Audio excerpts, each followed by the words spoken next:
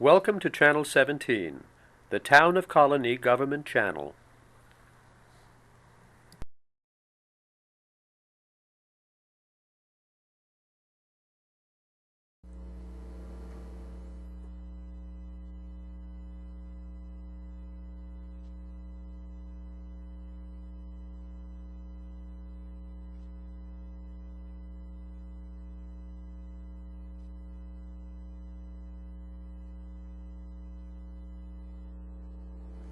My name's Dave. I'm a recovering alcoholic and addict, and this is Inside Addiction.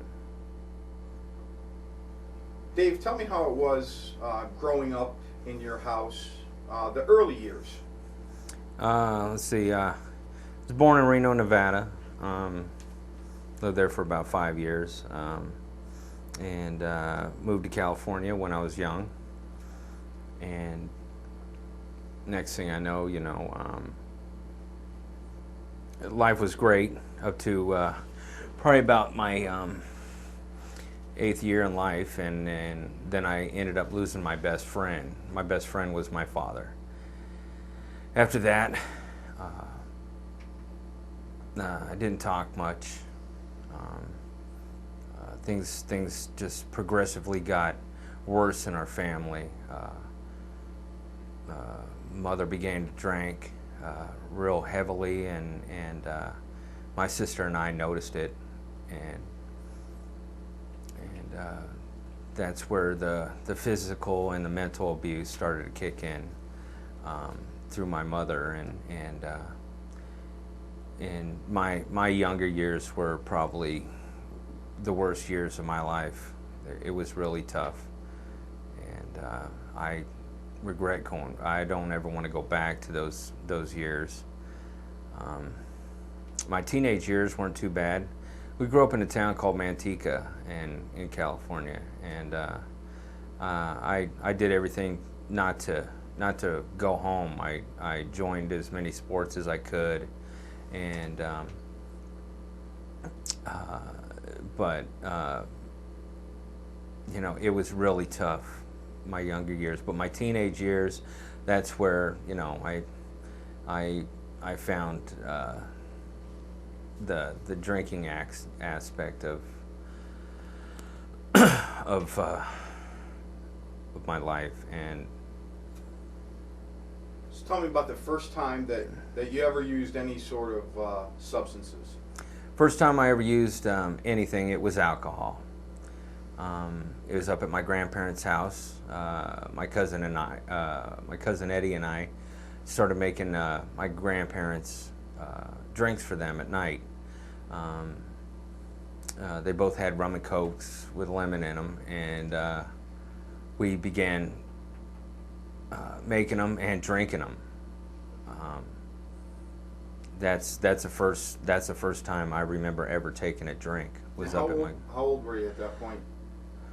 that point. I say I was 13 or 14 years old, and that's when it all started. But I don't know, where do I go from here, Dean?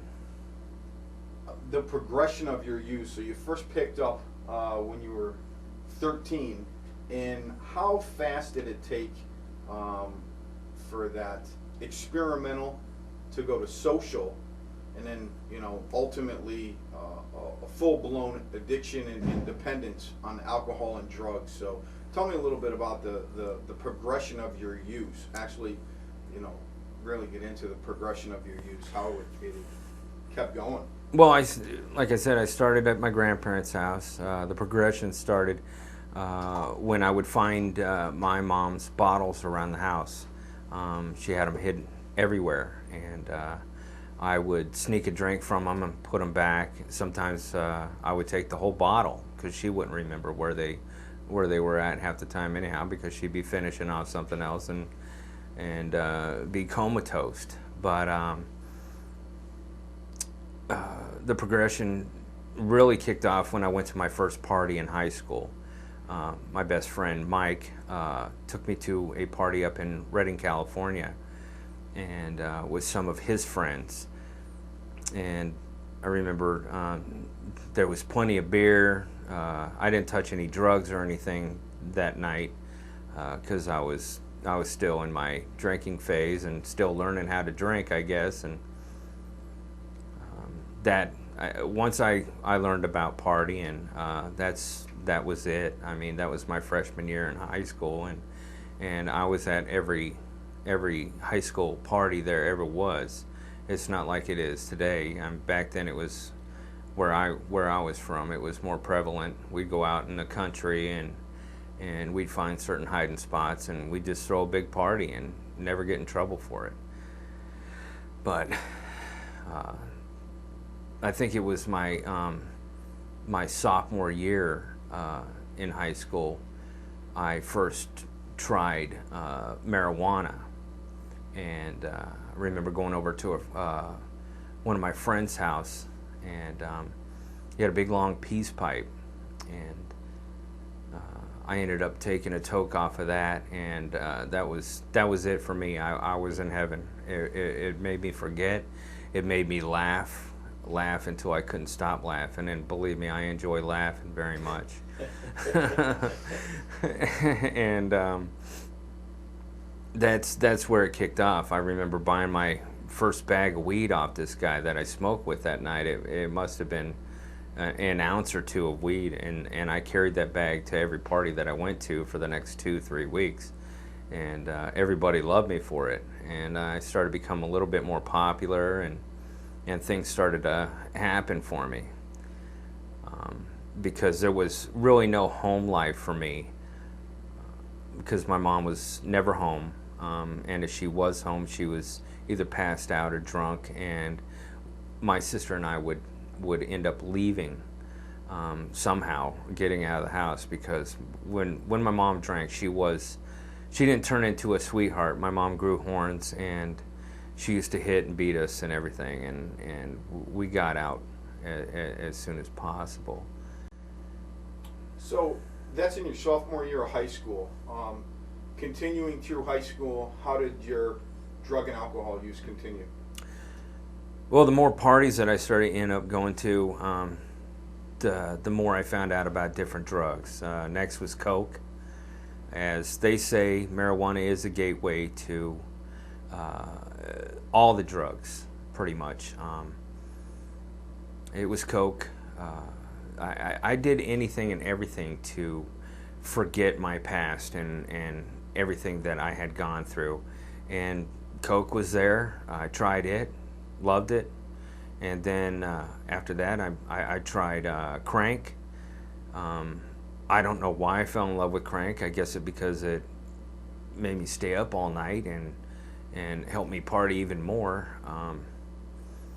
But the progression got so bad that I remember my senior year in high school, I just said enough was enough. I wanted to get away from my friends, from my family, not so much my sister, even though she had moved on to Dublin, California. But it was just my friends and my mom, pretty much. I wanted to get out of that, so I went and started talking to military service recruiters, and joined the Navy right after high school, probably 2 months after high school. So you joined the Navy. So at that point, does your addiction increase or decrease? I would say it decreased for a little bit because of boot camp. You're not allowed to drink in boot camp. And not allowed to do drugs or any of that. It decreased. I figured, a good 3 solid months of boot camp and being away from all that, it would help me out. But as soon as we graduated, it started up all over again. The drinking did. The drugging didn't start back up at all. But the drinking was back, and it was back in full force. I remember passing out in a wrong pickup truck in Carlsbad, California.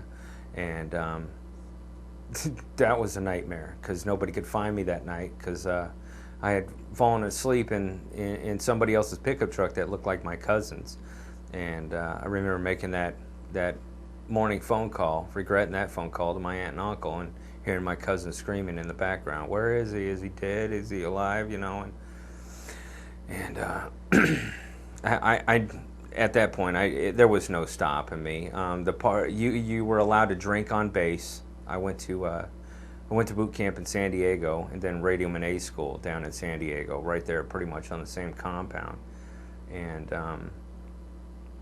I remember they didn't want you going to Tijuana, so they allowed the drinking age on base to be 18, as long as you were a member of the base in school, whatnot.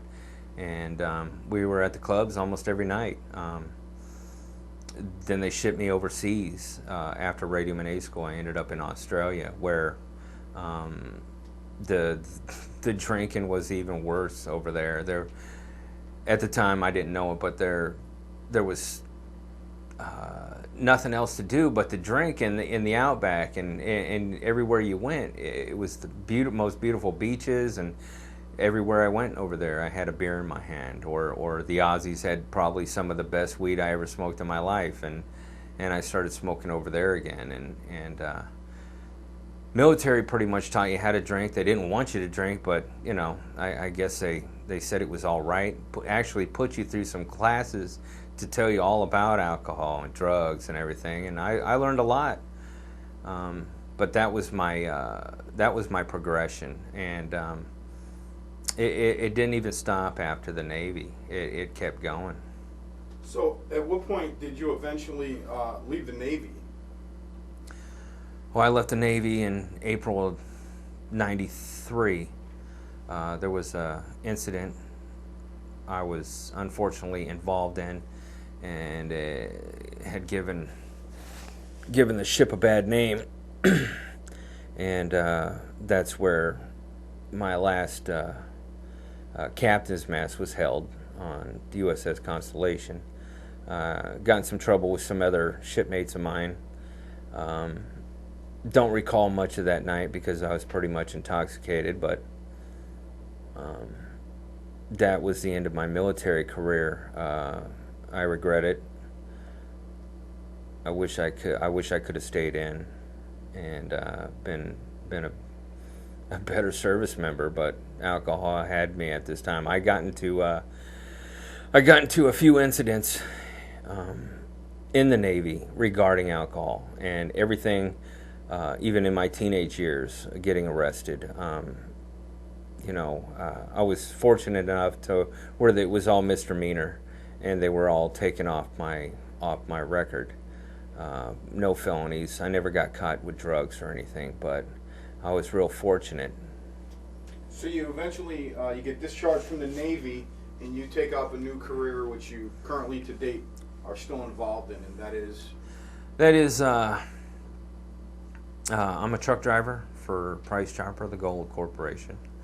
I've been driving truck now for a little over 18 years, and I can honestly say I think I'm a professional truck driver today. I may not have been a professional truck driver when I first started, because I was still involved in a lot of stuff, drinking. I never drank and drove the big truck. I can't ever say that I didn't ever do drugs and drive the big truck, because I did. I was considered a snow driver for a while. I'm lucky I didn't get in trouble. But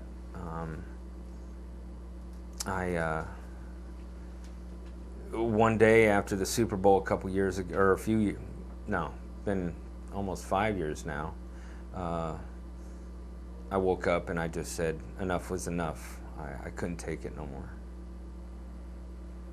So at that point, you said, "Hey, I may have a serious problem here," and you knew you needed help when. I knew I needed help when I woke up that morning. I didn't realize this was the day after the Super Bowl, after the Giants beat New England for the first time, and I know I had won a few dollars that night on a football pool, and. Next thing I know is I just started thinking, what happened last night? What did I do? I had to go to work that day. I know there was a lot of celebrating, because I know a lot of people won money at that party that I was at, and I just said enough was enough, and I just I was tired of being tired. I was so so tired of waking up on the floor, so tired of not knowing what happened the night before. My body was worn out. I was just tired. So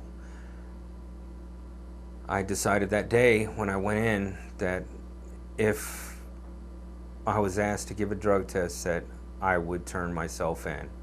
And it was that day that I went in and was asked to give a drug test, just a random out of the blue. Coincidentally, and I just said this was the sign right here, right now, and I took advantage of it, and I told all to my dispatcher and to HR, and thank God for the programs that Price Chopper, the Golub family, have set aside for people with my condition that want help, because they were there for me, and it was amazing. It was an amazing process. I was scared.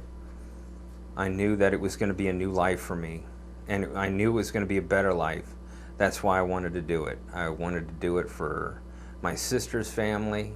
I wanted to do it for myself most of all, so I could be on this planet just a little bit longer to give a smile, give a hand, help somebody out, see my niece and nephew grow up, meet my brother-in-law, and everything. So you ended up going away for treatment. You ended up going, where'd you get treatment? Well, HR sent me to a gentleman by the name of Dr. Bob, that Dr. Bob Wishnoff, that Price Chopper deals with, and I went and seen him.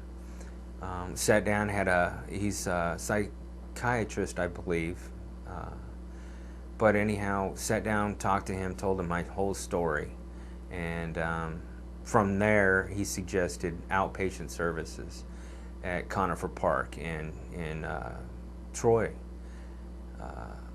So I went there. I was there for a long time.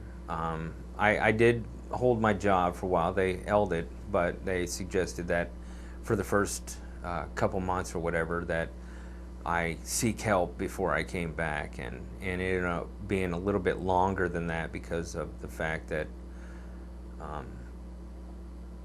I relapsed in rehab, and I regret that. I didn't take advantage of what my my counselor there at Conifer Park, he suggested self-help. They all suggested self-help, and self-help is something outside of rehab. AA, NA, they got a ton of programs for outside help, but it wasn't until I relapsed that I realized that I needed self-help, and that self-help was AA. I am more of an alcoholic than I am an addict, and they suggest going 90 days, one meeting every day to AA. I needed more than that. I felt as if that was my new home. I loved it, and that's where I wanted to be. And I went to probably about 120 to 200 meetings in 90 days because I had nothing else to do but to get sober and get better for myself. And I suggest that to everybody else. So you're sober. You're sober now for how long? Been sober now for 4.5 years. Congratulations. Tell me how life is now sober. Since I got sober. Since I got sober, things have changed for me dramatically. I haven't had to start over anymore, which I did many times while drinking. I've lost everything many times while drinking and doing drugs. This time I know it's only material things, but I got tired of losing everything and then starting all over again. Today I'm thankful. I'm in pretty good health. My liver's back to normal. They did tell me at one time my liver was was in jeopardy real bad, and they said that I had a 50-50 shot of my liver going back to its normal state, which it is now, and I got a great job. Been with the company now for a little over 9 years with Price Dropper. Been driving truck. I can say that I'm happy there, and got a brand new truck. I got a beautiful soon-to-be wife, awesome stepson and stepdaughter to be, and I'm where I want to be in my life right now. I wish the economy wasn't so bad, but nobody can do much about that, except for the president and everybody. But just working and being able to go home and have a place to call home, and being able to turn on the air conditioner, pay the bills, and just be happy and living one day at a time, is not have to worry about money for alcohol and drugs, and it's been one heck of a turnaround in my life. 4.5 years, and you were there. You seen me, Dean, and Terry, and it's just been fantastic in my life now. I've got great friends that understand I don't drink and are there to help me out, and it's awesome. I don't know what else to say. It's just awesome. Have there been any times that have been difficult in sobriety? Like, what's been like the hardest part of staying sober over the past 4.5 years? Has anything happened that's come up and kind of questioned or tested your faith in your ability to remain sober? I mean, because life still goes on when we get sober. Shit still happens. The world doesn't stop because Dean or Dave got sober. Things are still going to happen. We're going to lose people that we love. We're going to be disappointed. Sometimes we're going to set expectations a little too high. Sometimes people are going to set expectations on us a little too high.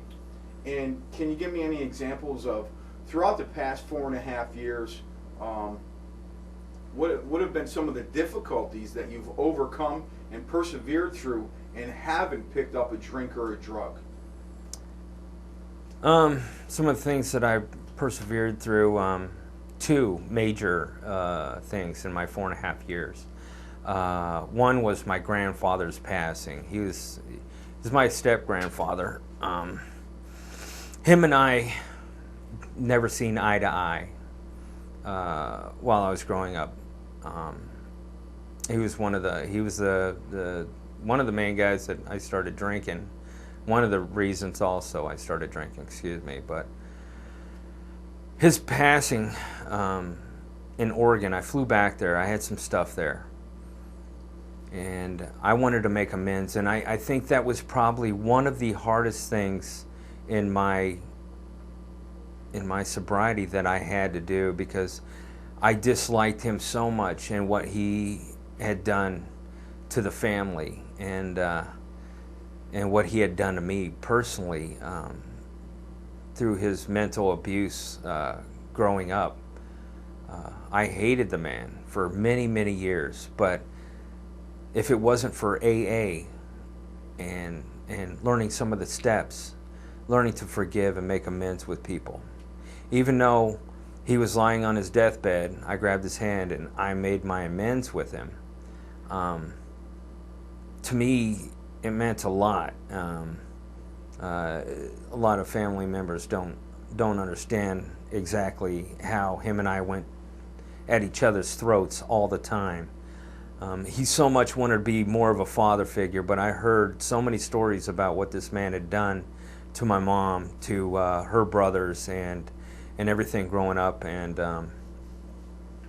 I seen it firsthand. I seen what he had done to me, and it was tough. And then there was the loss of my animal while in AA, which meant everything to me at the time. It was It was something nice to come home to. It was a cat named Harmony. Just the best cat in the whole world. I don't know if I could ever get another cat. You know, people love their pets, and at this time, or at that time, it was the hardest thing. I had spent a whole ton of money trying to fix my cat at the vets, and there was nothing pretty much they could do. And the cat was only 6 years old. And I remember saying enough was enough, like I did when I wanted to quit drinking. I said, I can't deal with the bills anymore from the vets or any of that. And I just said it was time to let go. So that was probably one of the toughest. I remember pulling over just bawling on the highway on the way home and calling my sister and having to explain to her what I just did, because it was her cat too. And she gave Harmony to me to help me get sober. So it was really tough. Through both of those experiences, you didn't pick up. What would be your message to someone out there? Could be a fellow truck driver that's still suffering and still struggling with addiction and staying sober, that may be afraid to reach out for help because they may lose their CDL or they may get fired, and that's your livelihood. Or maybe it's just somebody watching that's still suffering. Maybe it's a family member of somebody that's still suffering, and they're just at a loss. What would be your message in the last 2-3 minutes to someone still sick and suffering, or someone that loves someone that's still struggling with their addiction? What would you tell them? The number one message that I would have, if you're struggling with addiction, alcoholism, or having a family crisis of any kind, pick up the phone. There's go on the internet. There's phone numbers. There's websites. There's people out there that will pick up the phone, will answer your emails, no matter what. If you're looking for help, whether or not it's drugs, drinking, anything in life. There's self-help organizations out there that will help you out. AA, NA, even rehabs will, if you pick up the number or pick up the phone and call rehab, they will have the information that you need to help you out.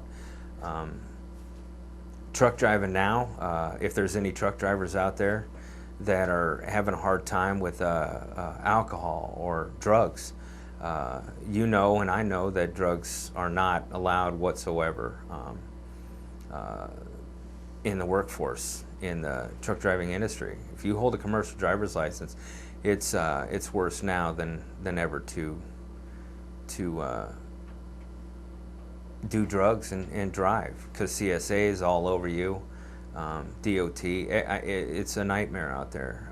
In my 18 years of driving truck, I've seen this industry change overnight, and it's only gotten worse. So if you need help, get help. Yes, definitely. If you need help, just pick up the phone.